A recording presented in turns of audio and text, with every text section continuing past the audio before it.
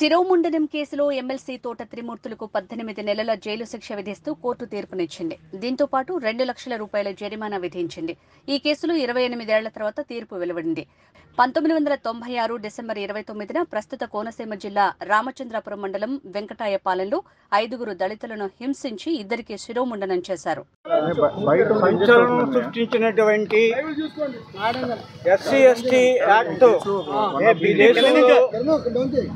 ST act దేశంలో వచ్చిన తర్వాత మూడవ ఇన్సిడెంట్. మొదటిది కారం చేడు, తర్వాతది చుండూరు జరిగిన కొద్ది కాలంలోనే వెంకటాయపాలెం శిరోమండనం కేసు.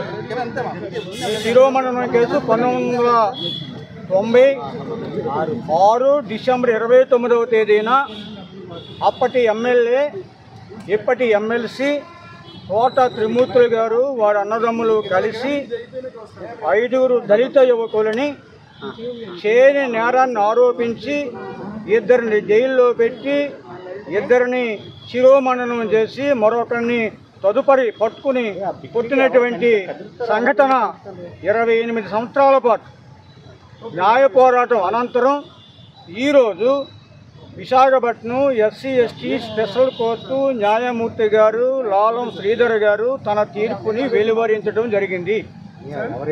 ఈ తీర్పులో మొత్తం A1 to A10 మధ్యలో ఒక ఆయన చనిపోయారు.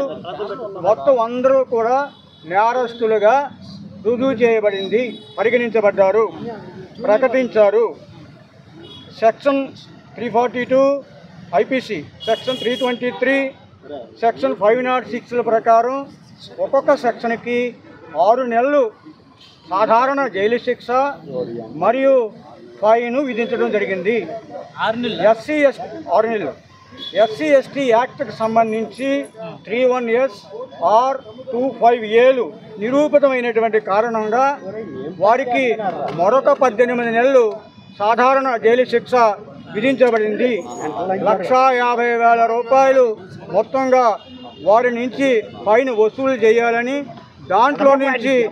దానిలో నుండి బాధితులకి నష్టపరిహారం చెల్లించాలని కోర్టు వారు ఆదేశించడం జరిగింది. మాకు కొన్ని ఇంకా అవి 18 నెలలు, ఇవి 18 నెలలు, 2 టర్ముల 2 కలిసి ఏకకాలంలోనా అనేది వారి లోపలికి వెళ్ళి ఆపరేషన్ ఆఫ్ శిక్ష అనే దాని గురించి ఆలోచించి తదుపరి ఉత్తర్వులు జారీ చేయబడతాయి. మాకున్న సమాచారం ఇది. ప్రస్తుతం మా పీపీ గారు లోపల ఉన్నారు. తదుపరి క్లారిటీగా ఆ పేపర్ మీకు వచ్చిన తర్వాత మీతో ప్రస్తావిస్తాం. మీ ముందు ఈ 5 బాధితుల్లో ఒక ఆయన ఇక్కడే ఉన్నాడు, సిహెచ్ పట్టాభిరామయ్య. వారి మాటల్లో వారి బాధ. నా పేరు Chalapudi Pattabhiramayya, one of the Dalit Venkatayapalem counselling case. నేను ఒక 4వ బాధితుడిగా ఉన్నాను ఈ కేసులో నేను 4వ బాధితుడిగా ఉన్నాను. ఈ కేసు 1996 డిసెంబర్ 21 నుంచి 1929 డిసెంబర్ 29 1996 వరకు సీరియల్ ప్రకారం జరిగింది. దాంట్లో మొత్తం 5 బాధితులు, దాంట్లో నేను 4వ బాధితుడిని.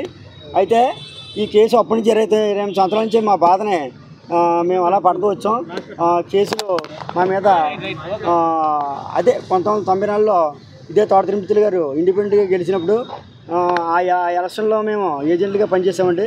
పనిచేసిన క్రమంలో మేము రిగ్గింగ్ అడ్డుకున్నామని, ఆయనకి వ్యతిరేకంగా ఆయన రిగ్గింగ్ చేస్తుంటే వాళ్ళు క్యాస్ట్ వాళ్ళు మేము అడ్డుకున్నామనే కారణం చేత మా మీద పొలిటికల్గా గ్రడ్జ్ పెట్టుకుని 1994 డిసెంబర్ 12వ తారీఖున ఎమ్మెల్యేగా ప్రమాణ స్వీకారం చేయడం జరిగింది. అప్పుడు 1995 మార్చి 18వ తారీఖున మా మీద సిమెంట్ ఫెన్సింగ్ డెమోలిషన్ కేసు అనే ఒక అక్రమమైన కేసు మా మీద బనాయించడం జరిగింది. ఆ కేసులో మొత్తం 3 మీద పెట్టడం జరిగిందండి. ఇప్పుడు ట్రాన్స్ఫూరింగ్ విస్టింగ్స్ పోటీ చినరాజు, దడాల వెంకటరత్నం నా మీద కూడా పెట్టడం జరిగింది. పెట్టిన తర్వాత ఇంకా కేసు విషయంలో మమ్మల్ని లొంగిపోమనే వాళ్ళు మా తల్లిదండ్రుల చేత, మా పెద్దల చేత, అందరి చేత అడిగినారు. మేము చేయని తప్పు మేము లొంగవలసిన అవసరం లేదు, కేసు పెట్టుకున్నారు కాబట్టి అది మీరు కంటిన్యూ చేయండి, మేము లొంగమని చెప్పామండి. ఆ తర్వాత అదే జరుగుతున్న క్రమంలో 1995 మార్చి 18 పెట్టిన తర్వాత మేము కోర్టుకి యథావిధిగా తిరుగుతున్న క్రమంలో మళ్ళీ 1996 డిసెంబర్ 21 తారీఖున శిరోమండనానికి సీరియల్ స్టార్ట్ అయిందండి. 1996 డిసెంబర్ 21న మా 5 బాధితులు ఒకటైనటువంటి కనికేలి గణపతిని, అప్పటికి ఆ కుర్రోడి వయసు 10th క్లాసు ఫెయిల్డ్ అయ్యి ఫీజు కట్టుకోవటాకని ఫీజు కట్టుకుని వస్తున్న క్రమంలో సాయంత్రం మాటలు మా పేటక దగ్గరలో జస్ట్ ఒక ఒక ఒక 50 మీటర్ల దూరంలో అతన్ని ఒక పాకలో కొడతాం జరిగింది. కొట్టేసి అతని చేత మా పేర్లు బలవంతంగా అతని చేత చెప్పించాడు. అతను కొడతంతో మా పేర్లు చెప్పించాడు. ఇక్కడ తంబాల కేసులో మీరు ఎంతమంది ఉన్నారో అని అడిగితే వాళ్ళు ముగ్గురు అని చెప్పాడు. వాళ్ళ ముగ్గురు అతనితో కలిపి ఇంకొక అతను పెట్టి మొత్తం మన 1+4 అంటే అతనితో కలిపి మా మీద ఇంకొక ఎక్స్ట్రాగా 4 పేర్లు చెప్పించారు. చెప్పిన తర్వాత బాధ దెబ్బలు తట్టుకోలేక మా పేర్లు చెప్పడం జరిగింది. చెప్పిన తర్వాత ఆ కుర్రాన్ని కొట్టిన తర్వాత అక్కడ కొట్టిన క్రమంలో మా పెద్దలో వాళ్ళ తల్లిదండ్రులు కూడా వెళ్ళిన తర్వాత ఆయన కొట్టిన తర్వాత మిగతా 4 దొరికిన దాకా మేము వదలమని చెప్పి వాడిని వేరే చోట దాచారండి. దాని జరిగింది. అదే రోజు సాయంత్రం నేను మా నాన్నగారిని కళ్ళు కనిపిస్తలేదని బ్లైండ్ అని మా నాన్నగారు కొద్దిగా బ్లైండ్గా ఉంటే ఆ పిఠాపురం క్రిస్టియన్ హాస్పిటల్కి తీసుకెళ్ళి చూపించి వచ్చానండి. నైట్ 8 గంటలకి వచ్చిన తర్వాత ఇలాగ పలానా గణపతిని కొట్టారు, ఇలాగ వాళ్ళ అన్నగారు అబ్బాయిలు వాళ్ళు కలిపి కొట్టారు, అందు కాబట్టి ఇలాగ వాడు మీ పేర్లు చెప్పడం జరిగింది అని మా నాన్నగారు మా అమ్మగారు మా ఈదిలో వాళ్ళు మా పేటలో వాళ్ళు అందరూ కలిసి చెప్పి వాడు మీరు నన్ను పారిపోమని చెప్పారండి. అసలుగానే పారిపోతున్న అవసరం అంతా నేనేం తప్పు చేయలేదు కదా, నాకేంటి సంబంధం, ఆ తంబాలు నేనేం పడగొట్టానంటే దాని మీద ఎమ్మెల్యే గారి కేసు కూడా పెట్టారు కదా, అది ఎలా జరుగుతుంది, ఇప్పుడు నేను పారిపోతున్న అవసరం ఉంది అని చెప్పి నేనేం పారిపోలేదండి. పారిపోతే వాళ్ళ అన్నయ్య గారు ఇంటి దగ్గర మా పంచాయతీ పెట్టారు. నన్ను మా నాన్నగారు మా పెద్దలందరూ కలిపి నన్ను అక్కడ తీసుకెళ్ళడం జరిగింది. తీసుకెళ్ళిన తర్వాత ఎరా తంబాలు నువ్వు పడగొట్టావంట కదా, నీ పేరు చెప్పాడు కనకెళ్ళి గణపతి అని చెప్పాడండి.